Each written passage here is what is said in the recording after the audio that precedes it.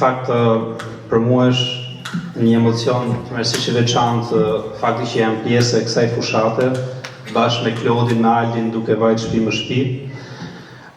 Mendoj që është gjëja më esenciale e fushatës që po bëhet sot në Shqipëri, sepse kemi parasysh ne nuk po tentojmë të blejmë apo të fshesim apo të afilojmë njerëz, po tentojmë që të bindim, të krijojmë besim, të krijojmë trup politik.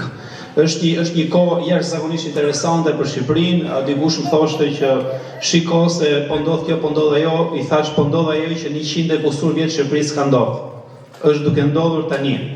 Në kuptimin që ne për herë të parë edhe mbas komunizmit po ndërtojmë realisht trupa politik të painfektuar dhe të pakapur dhe jo, si më thon, mbetje gjeopolitike, të cilat njëherë shohin nga lindja, njëherë shohin nga perëndimi dhe nuk s'kan pas kur kurajon të marrin përgjegjësi edhe të shtyjnë përpara zhvillimin e Shqipërisë. Kam një fjalë për pjesën e sondazheve, meqense unë jam pedagog komunikimi.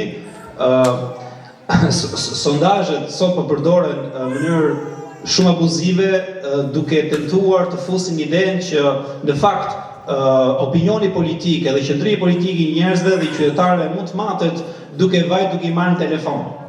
Në fakt, nëse ka i vetmi sondazh real dhe që mund ta tundi, mund ta vërë një qytetar në pozitat për ta vlerësuar votën e vet dhe për ta peshuar, është vetëm trokitja në derë. Nuk ka as edhe një mjet tjetër, nuk ka sondazh më të mirë.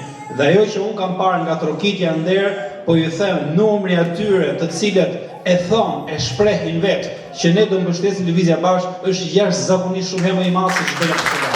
Dhe bashkë me antropologun tim më dashur, Klodi Leka, që e njeh një familje thjesht nga korniza derës, aty kemi parë eksperiencë të jashtëzakonshme. Ka njerëz që dalin nga pragu i shtëpisë dhe në atë korridorin e pallatit duket sikur ndërtohet një hapësirë publike.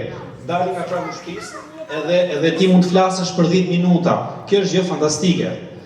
Nuk ka më njerëz që e mbajnë derën gjysmë hapur, njerëz terrorizuar apo njerëz që rrinë automatik në shtëpi. Jo, ka njerëz që po marrin kurajo, po dalin, po flasin këtu. Dhe ky është për mendimin tim dyshim vërtet. Faleminderit shumë.